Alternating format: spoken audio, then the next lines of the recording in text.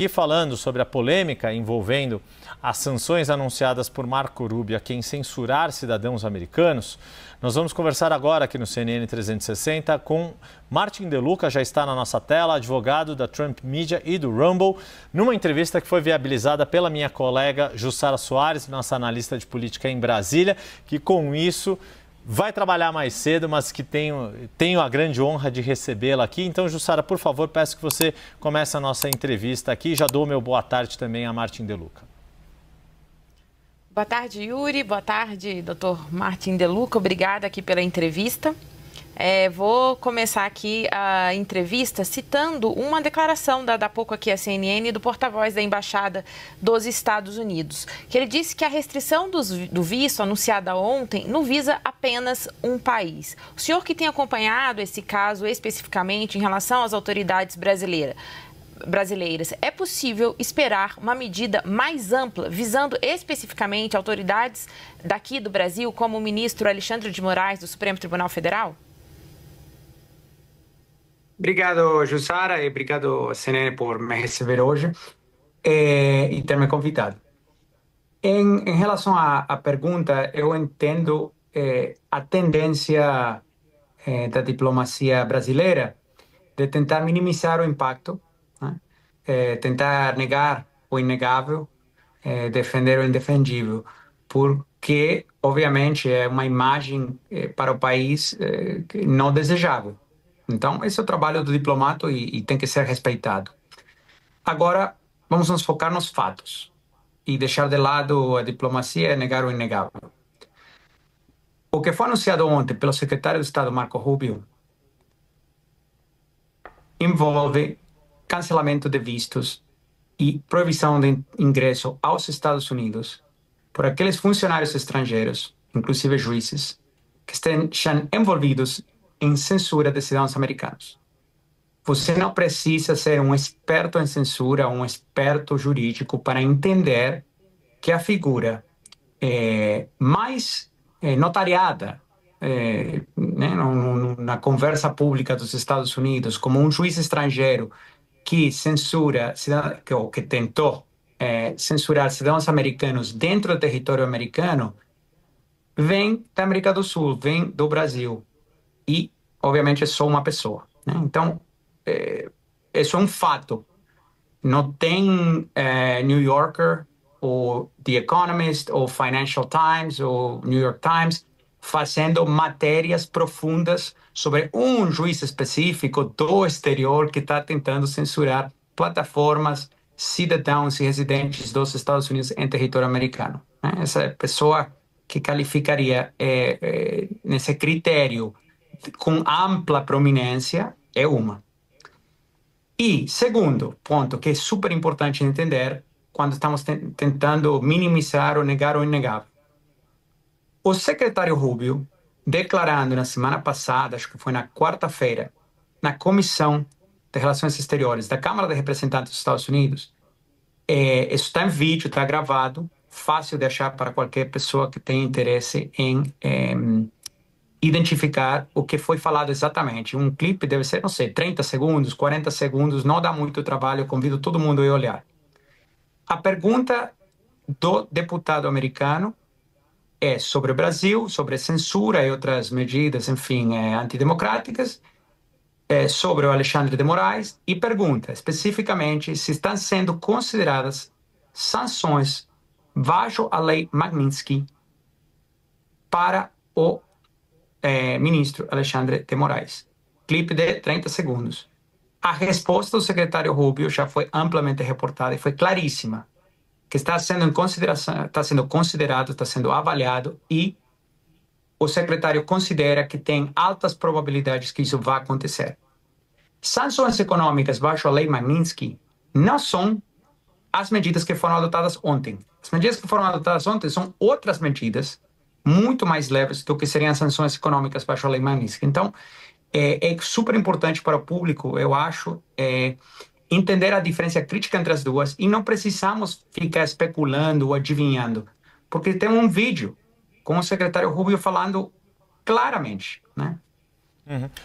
Martin, agora eu entendo o ponto, quer dizer, o que você está nos colocando é que não necessariamente a ordem cronológica dos fatos é a ordem de processamento do que vai acontecer.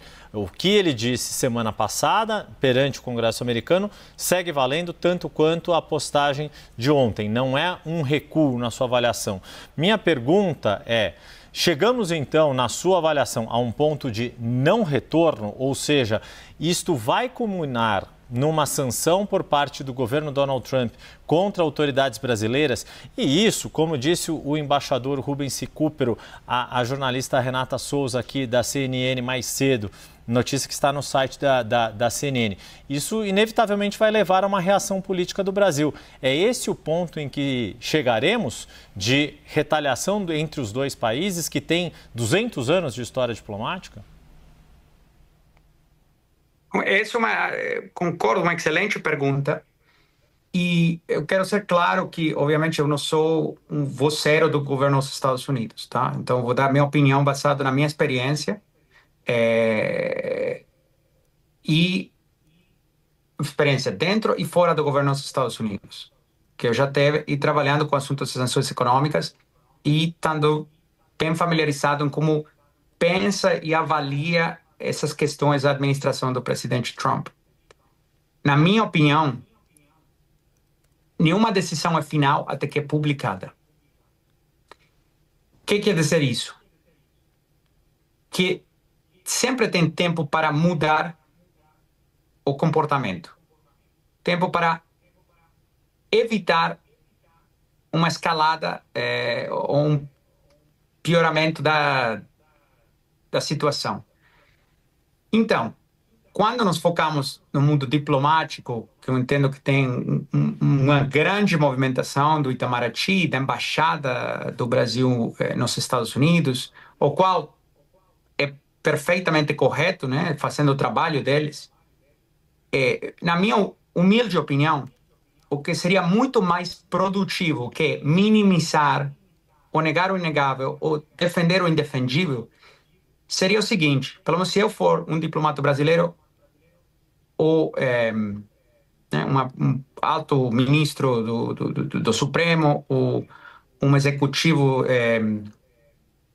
em umas principais empresas do país, o que eu estaria pensando? Estaria pensando, por que isso está acontecendo? Por que chegamos a esse ponto? Como podemos evitar que isso piore? Quais são as razões raízes, né, na raiz que está levando ou que criou essa situação?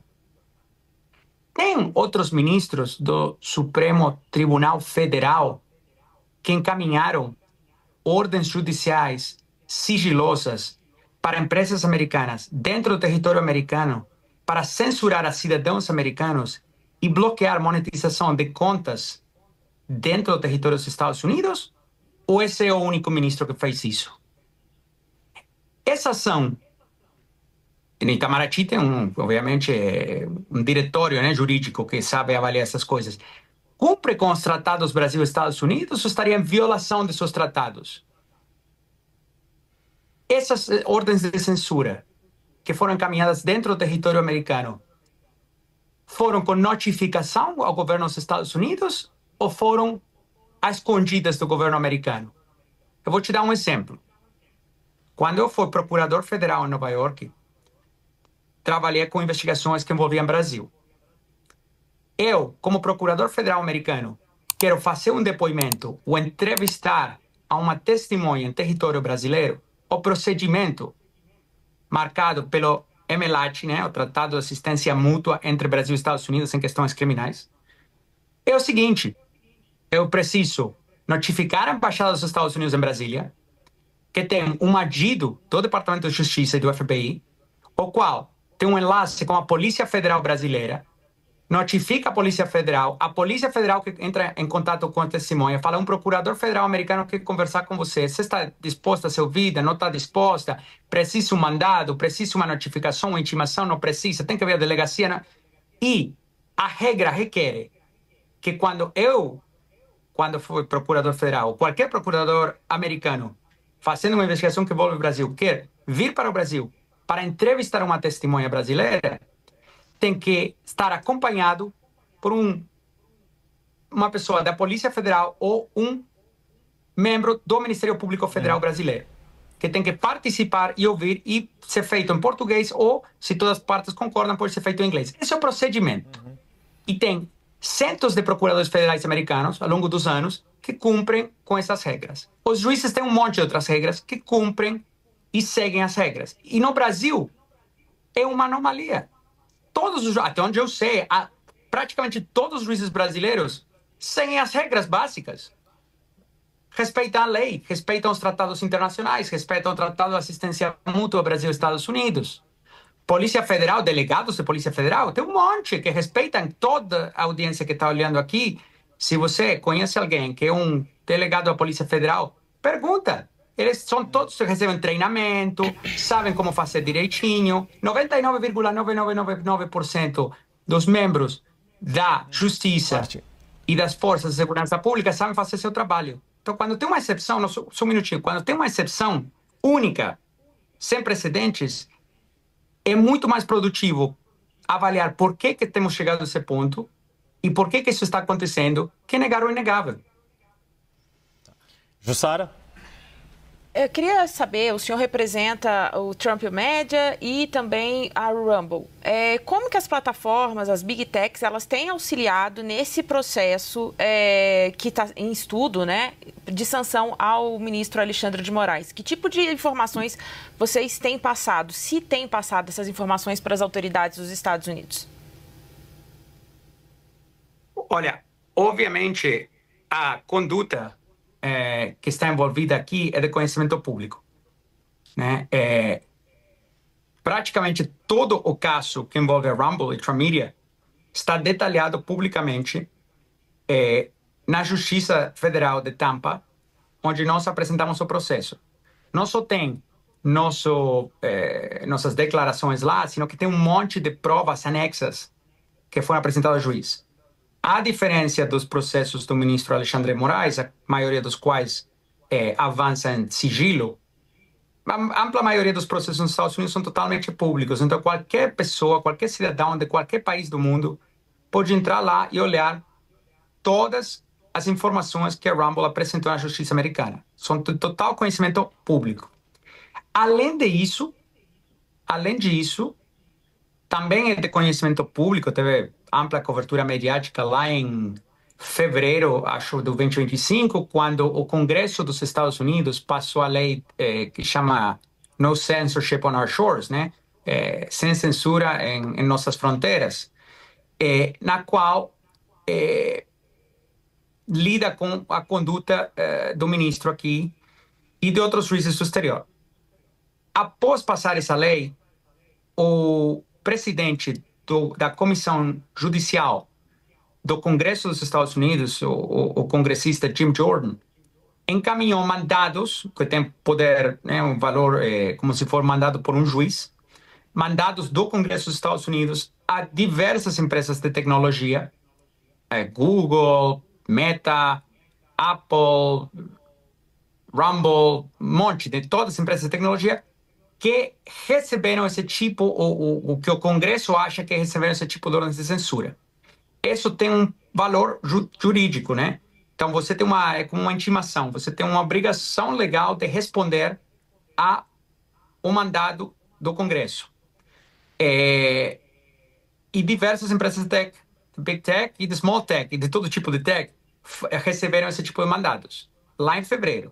Aí fica com cada uma que informações forneceu, volume das informações, mas o que eu entendo, baseado nas declarações públicas que o comitê do congressista Jordan estava tentando determinar, era qual é o volume. Tem mais casos, além do caso, por exemplo, da Rumble, tem mais casos de ordens de censuras do exterior que foram recebidos por outras empresas de tecnologia tentando censurar ou ameaçar cidadãos americanos em território americano sem que fique sabendo o governo americano. E por quê? Até onde eu entendo que o Congresso determinou necessária essa medida. Porque não só chega a ordem de censura sigilosa, sino que a ordem, quando chegou, por exemplo, ao Rumble, fala o seguinte: você tem que fazer isso e isso, censura cidadão americano, residente americano, em território americano, bloqueia as contas nos Estados Unidos, você, empresa da Flórida, faz essas coisas porque eu estou demandando desde Brasília, mas além disso, fala, isso aqui é em sigilo de justiça. E se você compartilhar essa informação com alguém, as seguintes ameaças seguem. Pá, pá, pá, pá, pá, pá, pá, e aí vão todas as ameaças, né? Então, fica um pouco... Obviamente, o juiz federal do processo em Tampa determinou rapidamente, não é algo muito controversial, que isso não tem valor legal nos Estados Unidos, né? Porque não cumpriu com os tratados, não foi pelos canais diplomáticos. Agora, o Congresso estava tentando, nesse momento, determinar quantas outras ordens de sigilo, de censura sigilosas, foram recebidas por empresas dos Estados Unidos, porque a única que virou pública foi a da Rumble, porque a gente escolheu processar na justiça americana, mas tem muitas outras que talvez escolheram não processar. Então, eu com certeza não sei o volume de informação que foi brindado pelas empresas de tecnologia.